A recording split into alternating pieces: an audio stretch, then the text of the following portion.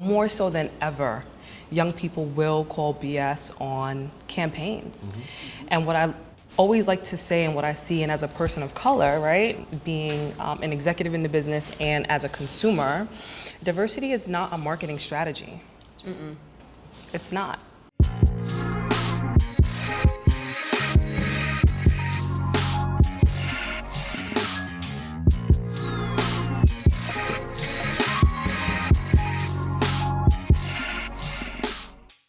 Hi everyone, I'm John Santiago and welcome to the Roundtables presented by iProspect. Today I'm joined by Seth Meyerowitz, Google, Adrian C. Smith, CAN, the Diversity Collective. I've also have Jason Rosario, The Lives of Men, and Madeline DeNono, the Gina Davis Institute, Crystal Watler, Virtue, Heather Pesca, the Vox Creative, and lastly, Kristen Ogden, Microsoft. Welcome everyone to our discussion today. Thank you very much for joining us for a lively discussion about the digital age of inclusive marketing, from exclusion to inclusion. I'd like to start today, the first question, really to define what inclusive marketing is. When you talk to people about what diversity and inclusion mean, generally you'll get various opinions. And I'd like to set the stage today, if you would. Let's really define what diversity and inclusion means to you and also what you believe it means to brands and marketers. Heather, why don't we start with you? Yeah, absolutely. To me, it means, I guess, through the context of what we all do, the purposeful, action-based choice to represent individuals or collectives that historically perhaps had not been represented publicly or internally at companies or in communications, in marketing and advertising.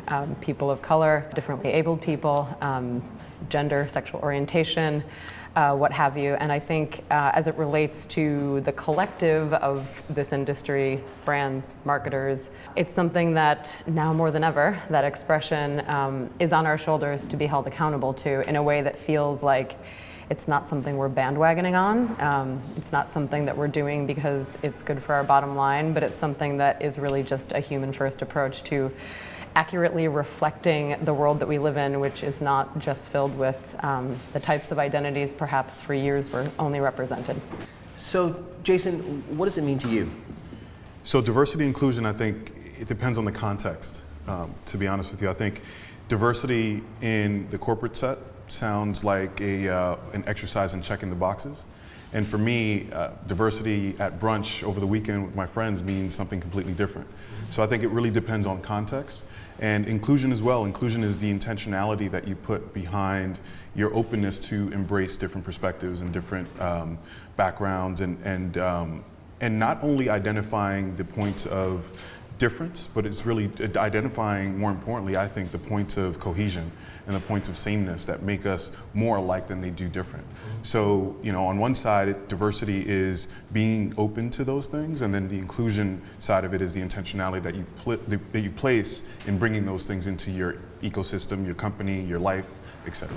I think Adrian can really build on that from what we discussed earlier. That sounds like a really great bridge to a point of view that you have over at Gina Davis. Because we really focus on on-screen portrayals, for us the conversation has gone beyond diversity and inclusion. Diversity never included gender, actually. And so what we're learning and what we've talked to content creators about is intersectionality. Because when you look at our census data, you know, by 2020, children under the 18 will be part of some type of, you know, racial or ethnic group, or they'll be, you know, mixed race. And I can't coin that term. It was coined by Dr. Kimberly Crenshaw, who's a law professor at Columbia, and it means that marginalized and underserved people can have overlapping issues. So for example, I could be a female, I could be a person of color, I can be LGBTQIA, and I can also be disabilities in one body. So as storytellers, we need to really reflect the full spectrum of the rainbow and look at where our population is going and our culture. So we're using more of an intersectionality lens versus diversity or inclusion. You know, a word that keeps coming up in this conversation, and which I've had with many of you, is how can brands be authentic when they are speaking to consumers? Don't they need to do some real work at home first? to build an organization and a business and a structure that supports diversity and inclusion first before they get out to the market and speak to consumers, because perhaps they run the risk of being inauthentic. Can you talk a little bit about what you feel diversity and inclusion means to businesses and how maybe they should be approaching their marketing? So I think what's happening now are many brands are going into this phase of what we're calling woke wash. Woke washing. And woke wash is when a brand is attaching itself to some cause, something that people are very passionate about, and some of them are using it for profit and to sell product. But the thing is about that is they can get caught in terms of how authentic they are with this woke wash thing that they're doing. For instance, if we talk about what Pepsi did with the Kendall Jenner and, using the Black Lives Matter almost protest march to kind of signify we can identify with you, but we can solve it with a Pepsi. I mean, Dr. King's daughter said, "Oh, I wish Daddy had known about that. All he'd have to do is bring a Pepsi to the table and we could solve the issue." So we have to be very conscious about that, even if it relates to, say, Nike, who did an amazing job with the campaign they did with Kaepernick and, connecting with the people. But they were also caught when it came to one of their star runners who said, "I'm not being paid, or I could not get paid when I needed maternity leave." So brands have to really check themselves in terms of their whole scope, and it's a hard job to do. It's not easy, but when we take steps to become a part or trying to be authentic and connecting with the people, we need to make sure we're okay at home first and work a little harder at that. Walk the walk. Walk the walk, exactly. I think the foundation of good inclusive marketing is being able first to drive good inclusive culture. I think diversity is I'm different, inclusion is I matter. But if you have an organization with, say, 120,000 people, you have to make sure that all the voices count. And you have to create that environment at home first before you can even think about what your message is externally. And I also think, brands, depending on what your product is or your service is, your output has to be authentic to what your mission statement is and what your brand stands for. Not everybody is going to be able to authentically attach to a social cause or, some kind of social justice campaign. You shouldn't do that, especially for-profit companies. I think the key is, what do you stand for? What is authentic and true to you? And how can you bring something great into this space and build that authentically? So I can talk more about that if it makes sense later on in the conversation. But. Yeah, and I'd love to just piggyback on that a little bit. I think from a consumer standpoint, the consumers are getting much wiser and smarter about our companies being authentic and do they represent me across the entirety of the year. There was an Adobe report that came out recently and it spoke to LGBTQ and AFAM and as well as Hispanic consumers and how they feel when they're underrepresented by advertising and how quickly they will go to another brand. And we saw that earlier this year around Pride Month and when all of a sudden, in my capacity at Google, I started getting phone calls about a week before Pride Month started, and we were a little bit less enticed to deal with those advertisers because we did feel like it was, you're not walking the walk. Right. You're kind of just coming with everybody else. So I think there's a real fine line between what I call affinity and relationship marketing versus being woke wash. And when you have that corporations who are tapped into affinity and relationship marketing, they're showing up in places where they're not selling something. They're showing up supporting, say, young kids softball team. So when the families think about banking and the kids are growing up in this environment of where should I bank, they'll know that, say, Chase Bank was there or some bank was there in their community the entire time, not trying to sell them something, but just genuinely supporting their community. So if we think about that right way to do it and when to approach, you think about those companies who are authentically there as building a relationship first and then coming after your dollar second. Sure. Do you have a sense, Crystal, perhaps maybe that consumers today, based on the access that they have to information, that they can really sense when a company's just checking the box?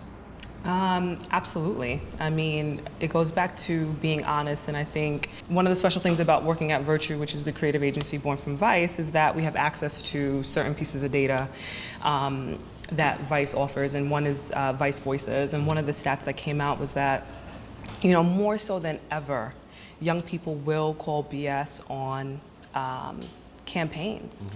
And what I always like to say, and what I see, and as a person of color, right, being an executive in the business and as a consumer, diversity is not a marketing strategy. It's not. A lot of brands are using it as that now. Yeah, and we're talking about what you just said about pride. It's like, that's because they tried to use diversity as a marketing strategy. Right. What are your brand actions? What are you doing every single day to be honest about how you feel about diversity and inclusion in your day-to-day business? Young people today will call you out. And you have to be, I keep on going back to this word, you have to be honest as a brand. Yeah, I mean, we talk about the business of inclusion and inclusive marketing, and the way we frame it is inclusive marketing is marketing. Yes. What's it said by 2044, or I guess even earlier, right? It's going to be no clear majority, at least in the U.S. And so you have to ask yourself, if you're not talking to everyone and being inclusive, who are you talking to? Sure. So opening up that conversation so that people understand this is not something you do as like a little sideshow. This is literally the foundation of what we do. But what's interesting is that certain brands, speaking of affinity marketing, they still are internally siloed. Oh, absolutely. Right? And I think, yes. so you have the USH marketing dollars, and you have the AFAM marketing dollars, and you have the LGBTQ marketing dollars. And I think progress as an organization for all companies will be, to your point, speaking to everyone. There are universal truths no matter who we are, and that's what we do as a business, is tell stories. And so we need to tap into that versus having all these silos. I can't wait for the day when we don't even need to have this conversation. That's right. Absolutely. What would you say to someone who, for example, looks at those silos as a means for there to be special attention put on these particular groups, and not be looked at as a collective, because then it becomes a bit diluted. So when you celebrate all, you celebrate none, right? And so that you can run the risk of that. What would you say to brands who perhaps maybe have limited marketing dollars but really do want to make sure that they're inclusive of all? I mean, you brought up Pepsi before, and I'm glad you did, because that was on a negative, right? Maybe there are brands that are doing this correctly, or that you feel that are doing this right. What's your opinion, Heather? If I think about this industry as like a big house, I think, and we're all in it together, like it's a big party, I think there are rooms in it, and some brands have the right to enter certain rooms as if you're at a cocktail party meeting people. And sometimes those brands go in rooms that aren't right for them at the right time, and they stand out immediately. And I think, to go back to your more pointed question of, do you run the risk of delusion? To me, it just comes back to the honesty and what does a brand have a right to do? What brands have rights to enter certain rooms and speak to certain people or do certain things that activate and represent something at any given point in time? It's almost like brands behaving off-brand put them at risk for tire kicking and criticism and loss of loyalty and people just having a disgusting taste in their mouth, like Pepsigate. And I look at that as saying, some people organizationally, like a lot of major CPG brands, internally have to kind of line item out CSR initiatives, if you will, that often include diversity and inclusion. From a logistics point of view, they might have to. But the ones that I think are pioneering the world when we don't have to look at things as inclusive marketing, or even, may I open that up to cause marketing, a world where we don't have to say purpose and cause marketing, because it's just that it's marketing and advertising, it's what we do. Those are the brands that have a less siloed approach, but also because it's been natural to them. It's been in their DNA from the beginning.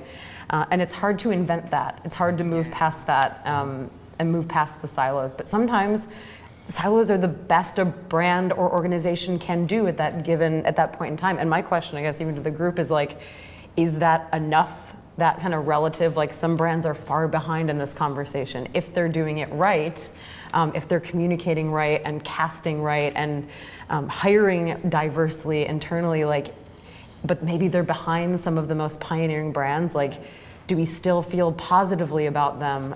I guess like what are the critiques around that? Because that's something we talk about a lot at Vox Media, being like from the beginning we were founded on these principles and walking the walk. And I've never worked for a more accountable company. Love Virtue. I used to work at Virtue. Never worked for a more accountable company that walks the walk as Vox Media does across the board, from branded content that I'm in to everything else. But I guess the question for the group is like, how do we gauge if a brand or an organization is doing enough at a certain point in time with relativity or relativism to like the rest of the industry and the way we're moving? I don't know. I'm a bit cynical still, Yeah, and I'm not gonna give brands too much credit, because you still see things like the Gucci ad, you still see things like Prada, and I think for me that speaks to a larger problem that is internal in nature, and that is if you're not having the proper representation in the people that are creating those ads and those spots and those campaigns. It's not enough just to think about the end consumer of that spot. Certainly not. You need to think about the entire life cycle of that. And so I don't think companies and brands are still doing what they need to do on that front, as far as hiring diverse talent, non-traditional talent that are going to bring insights to the table that are going to prevent some of those things from happening. Because in my mind, that's low-hanging fruit. That should not happen. Those campaigns go through layers and layers of approvals. That's right. And then they go live, and you're like, how did we happen? play the game all the time Exactly. internally of how did that get How did that approved? happen, right? And like it's a fun game, but it's also really sad Absolutely. and really sick sometimes of like what's represented when a brand comes out with something like Pepsi, and we go, how did that get approved? Yeah, and I also think, the risk of tokenism within, right? Yes. So, making sure you have, say, one underrepresented voice at the table, or one underrepresented voice from a couple of different groups at the table isn't enough. You're not giving thought to the fact that you're not necessarily creating an environment where those voices are heard, right? Just because they're at the table, have you listened? Have you opened your mind to what their insights are? Even in the development of product, you've got to start very early, and as you iterate, you have to have conversations about who is this for, and who are we marketing this to, right? Who are we marketing this to? Why does this matter? Does this matter only to me? Does it matter to more people? We actually we design and market to the edges for some of the things that we develop, and of course, as we do that, we discover it becomes interesting and applicable to a much larger group of people.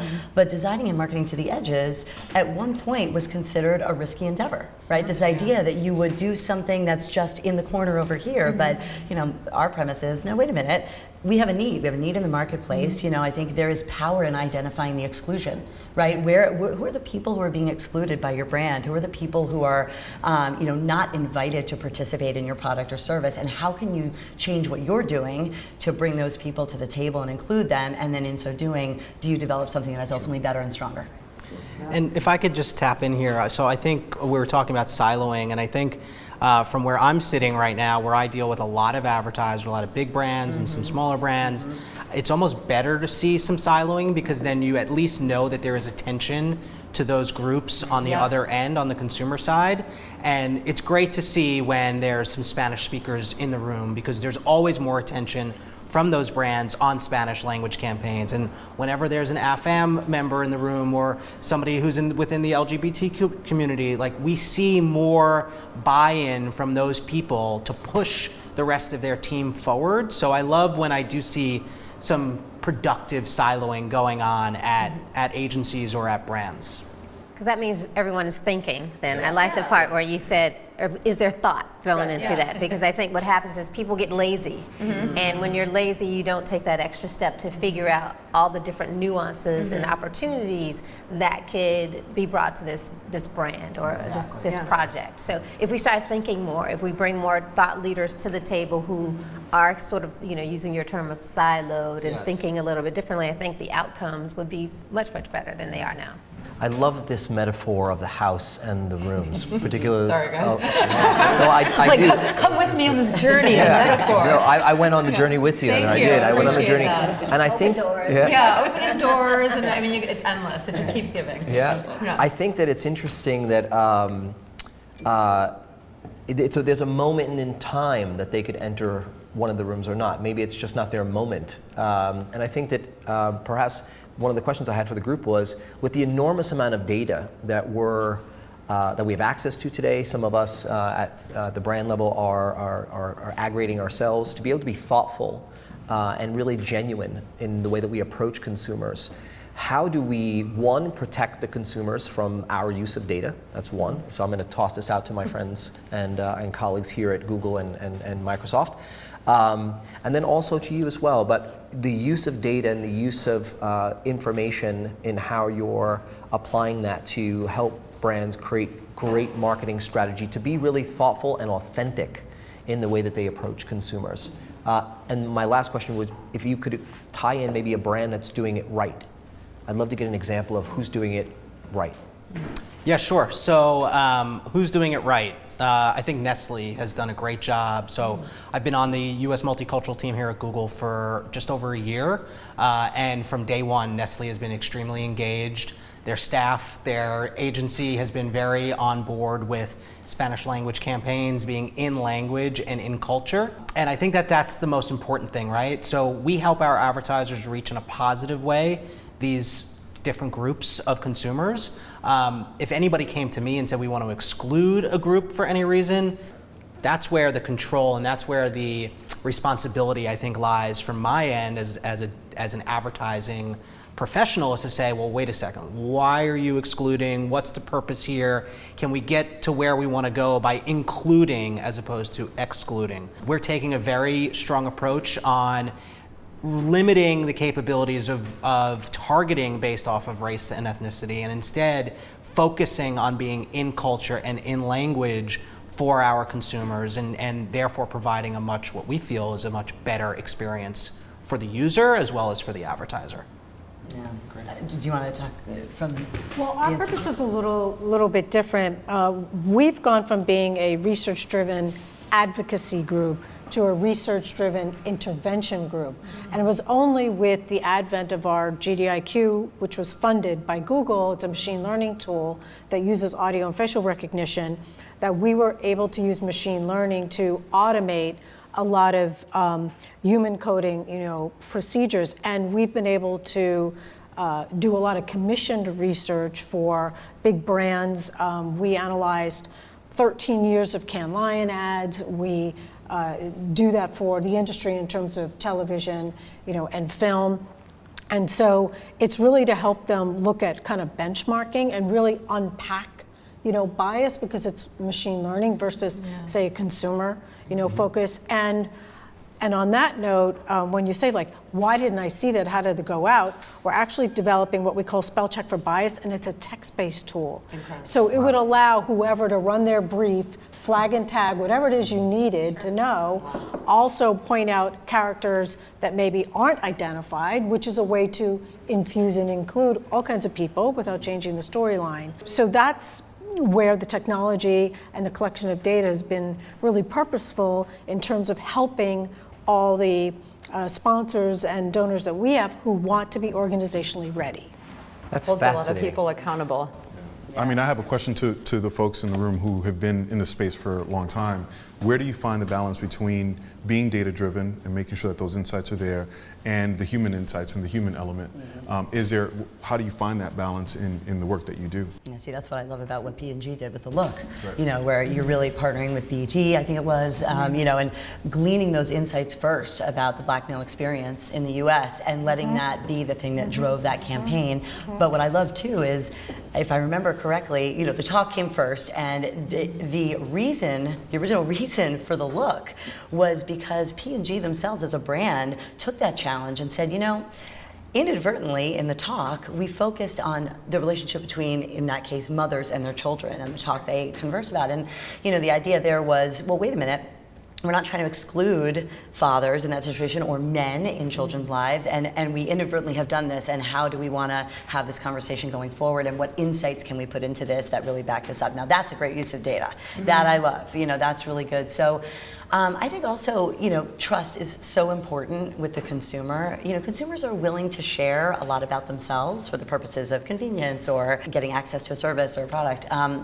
But pulling data together in aggregate is an opportunity to really understand the full landscape, and then you can say, okay, well, where are we missing the boat, and without violating, I think, consumer privacy, and that's where that trust piece comes in. And frankly, as as we advance in these conversations, the responsibility is on brands, to maintain that trust and to maintain that privacy for consumers. So I know we're all working really hard on that.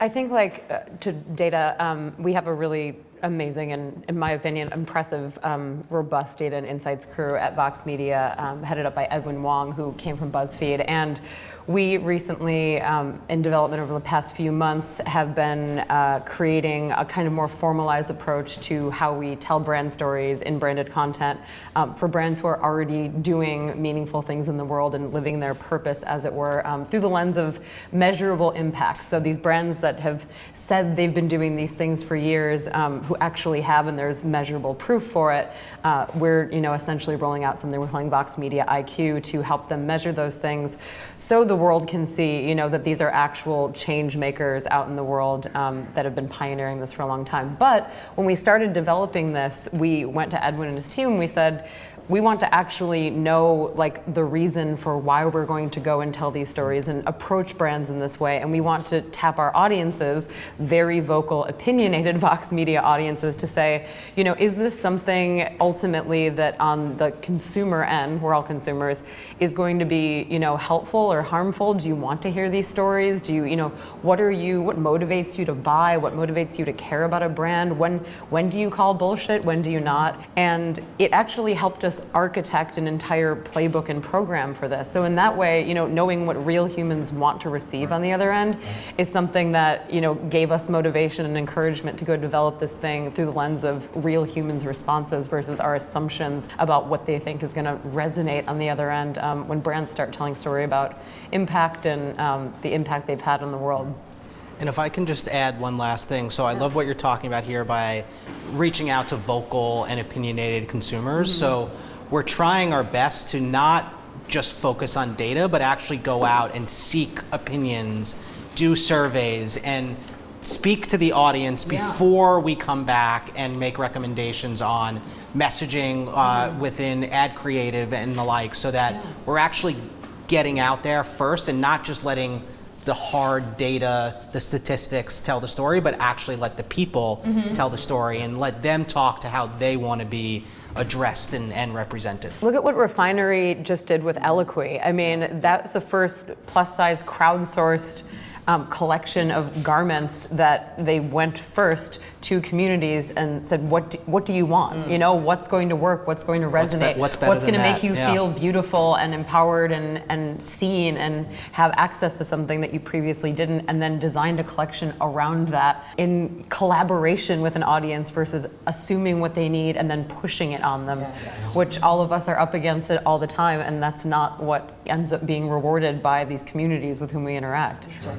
Yeah, I also am hearing various different measurement tools that are cropping up, and ones that haven't even been named at this table that are coming from other industry bodies. One challenge that I feel like we owe to ourselves as an industry, as an advertising industry, is you've got all these metrics and measurements and IQs and all that. There are still executives who are going to decide budget based on the business ROI, and the data proves this out. I mean, the money that's being left on the table, we talk, we're all very altruistic at this table, and we believe in this because it's the right thing to do. But if you really have to have the business conversation with executives who maybe are still on the fence, still working through what all this means, still getting comfortable with the language of inclusion, we're leaving trillions of dollars on the table if we're not talking to everybody. I think it's 40 trillion in spending power for women, 4 trillion for people living with disabilities, 4 trillion for LGBTQ+. We're talking about massive dollars. So the data is there, and I think with the understanding of people and their voices combined with that data, it's just, it's like it's a lockdown, right? You can't miss it.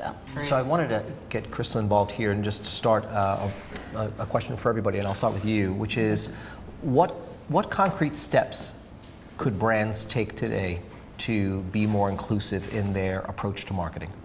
I truly believe that organizations must provide an environment for all staff and talent to show up fully as they are.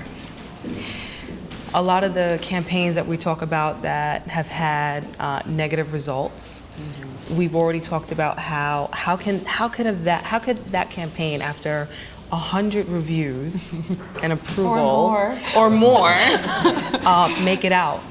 And people Only tout 100? and you know, they tout their diversity stats.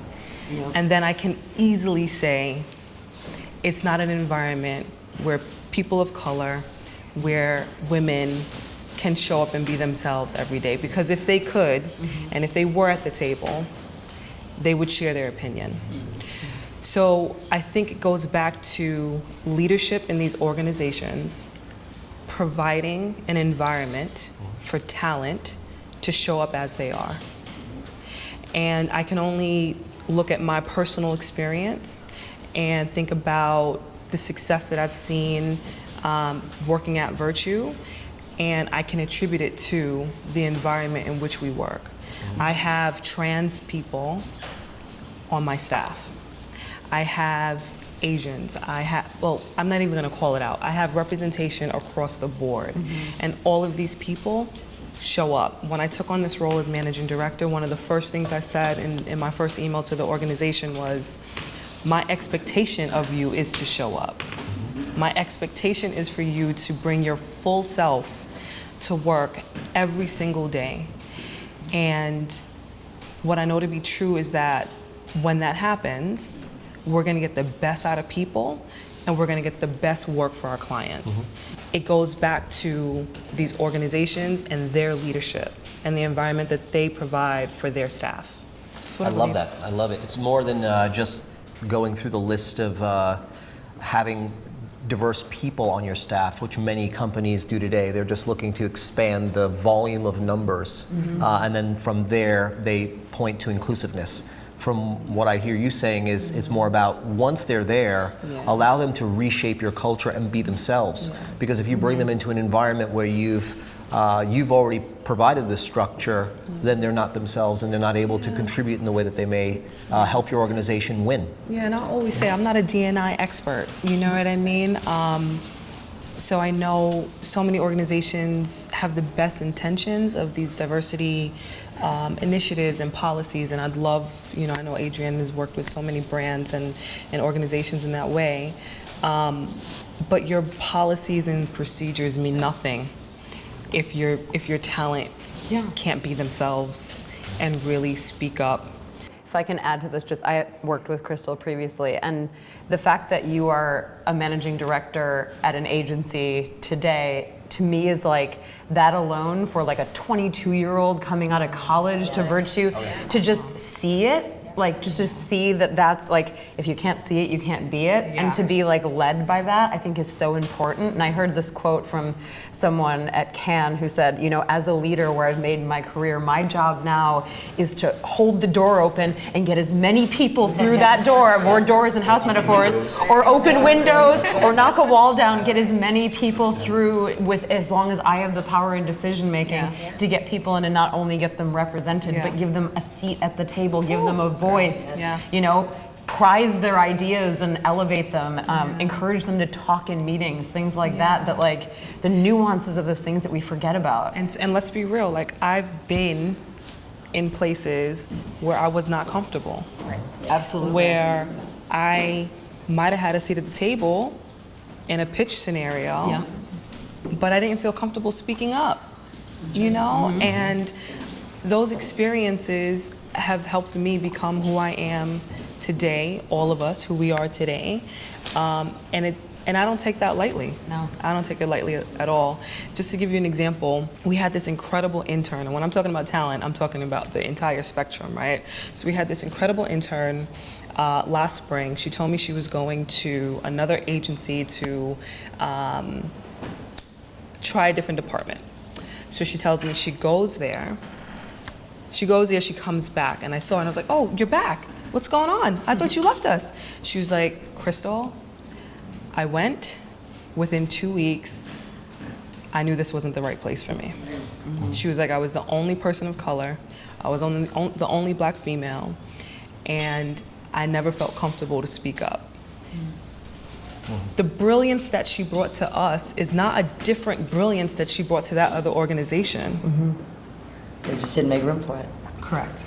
So in closing, I just wanted to ask the group quickly, if you, by the way, we have an incredibly aspirational and thoughtful group here, so this has been a great conversation. And speaking of aspirational, my last question to all of you is, if you had to look out to 2030, what's the one sort of idea, or it could be a technology, or it could be just a way of working that you would hope has evolved within the marketing industry today?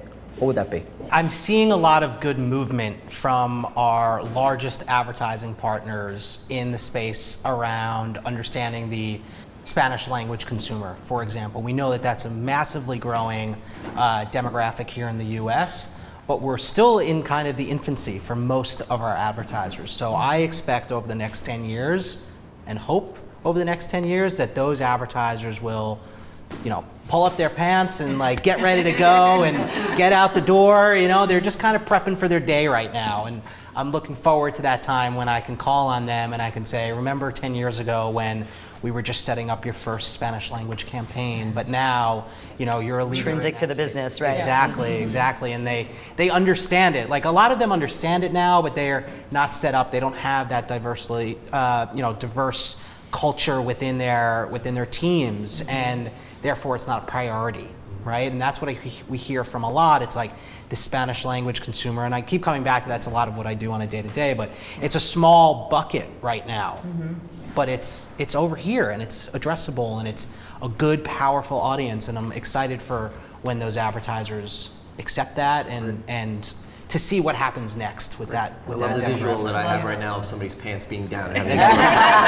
So That was the goal. Adrienne, what are you most hopeful for? So I'm an idealist. So I think, these 10-year cycles that we've been through, and I'll start with like in 1998 when there was an issue with, media of color, when there was a Katz memo that went out that told salespeople to look for prospects and not suspects, and that was specifically geared towards African American radio stations versus general market stations. 10 years later, there was another study that was done. So there was a Madison Avenue project, 10 years later, a Madison Avenue initiative that talked about the disparity in terms of women pay and people of color pay. So then there was a movement to make sure that we all had an equal playing field in terms of our positions and our money. 10 years later now, we're in 2019 going on 2020. It's not something that's being mandated, but now brands and everyone, they're sort of pushing it themselves. They're sort of doing an individual check, if you will. Right. But so for 2030, the idea is that we've reached this critical velocity point. I think that's a physics term where, you get out of the universe, and you've broken that seal, but you won't fall back to Earth. You've broken that gravitational place, right? That gravitational pull, so that you don't come back and crash and burn. So if we get to that point, what does that look like? We're no longer having these conversations. This round table does not exist because everyone has, kind of adopted my theory of don't talk about it, be about it. Yeah. And they're doing the work, and we see people at the table that look like us, and we're thinking and we're doing now, and we've made that difference, and the conversation doesn't have to be. And there's freedom, freedom to show up as your authentic self, freedom to do the right thing so that we can make the contributions that we need to make. I'd love to see our technology and our machine learning back us up. I'd love to. So, by 2030, I want to see the power of AI for all. I want to see, the development of machine learning. It's only as good as the people who develop the technology, right? So make sure you got the right people developing that technology and testing those algorithms, because in 10 years' time, we best be further along on that as well. Yes. So that's great. Jason? For me, it's really simple and it's really quick. It's something that I think applies to everybody at this table. And I'm going to steal a quote from a mentor of mine, and that is, difference plus imagination equals innovation. We're all creative folks. We're all innovators in our own right. And so if we can proceed and go forward in our own respective worlds with that in mind and that thesis in mind, this table won't exist by 2030, hopefully. So that's my hope for what I see in the future. There's a common thread there. Madeline, what do you see? For us, it's really about intersectional parity. What we've seen in children's television, we finally achieved parity, which is great, and it's been trending. when we look at advertising, we're nowhere near parity in terms of the representation of women, of people of color, LGBTQ, and disabilities, which has been under 1% in advertising, TV, and film. So we've accomplished something in kids' TV, which is great. Now we need to pull advertising and film with it. So I would hope we've over-indexed in terms of intersectional parity, and I'm off in the Caribbean somewhere drinking pina coladas. Sounds nice. Can make Join me. Join me. where the next half moon table will be held. I think multicultural audiences over-index in over-indexing, I think, is the kind of the phrase I've heard a bunch of times. What do you see? 2030. I think I'm with you in terms of U.S. Hispanics. You know, we live in a world where I believe this latest stat, and I'm sorry I don't have the source, but maybe one in four people identify as a U.S. Hispanic. My dad's Panamanian.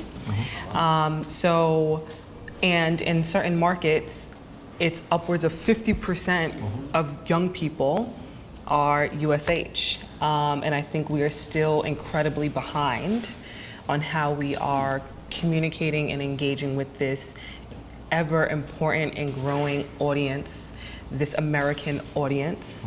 And I can't wait for 2030 for us to see not only population growth, but how we communicate in totality, specifically with USH. I'm really excited that iProspect just acquired this amazing digital agency that focuses on the Hispanic market. Nice. It's my agency, by the way. Is this a sponsored ad in the middle of the talk? So we're on board with you. Yes. I'm glad we've got your vote of confidence. Heather? Mine's like, I think, yes, I don't want this roundtable in 2030, but I do enjoy talking to all of you. But to me, it's like, by 2030, we as individuals, marketers, brands, teams, junior art directors feel the fire of accountability at every level and at every moment, to such a degree that this is no longer a conversation. From the type of people you put on a mood board on a slide that ends up going out to a client, where that client might not see themselves in that deck and say, who the hell put this together? From that all the way to how meetings are run, whose voices get to be heard, how internal programming works, how all those levels of campaigns and approvals have the right people seeing those things, and those people are held accountable to themselves and their personal ethos, such that we don't go out with Pepsi-Gate again. It's not going to be one giant shift. It's going to be a series of tiny micro moments that by 2030, it's a movement, and it's a movement that starts with infinite little decisions every day, from what I put in an email all the way through what I put in a deck to my point of view on PTO for parents, to it's everything. And it's not just going to be like big company with power make immediate shift. It's all of human beings making those. That's right, the stories we tell as brands, the stories that agencies tell on behalf of brands. I mean, we have to get better at telling everybody's stories. Everything is an opportunity to change it. Like, every decision is the right decision. And so, I think that accountability is going to end up moving us, and I hope people take that very, very seriously. Kristen, the last word? Last word, babe. I don't know. I feel like I thought I said my last word. I talked about AI and machine learning for all. That wasn't mine. Well, on that note, if that's the last word, I want to thank you all for joining us today at the Roundtables presented by iProspect. Thank you so much for sharing your ideas, your thoughts, all your great experience. We loved having you, and with that, that's it. Thanks for having us.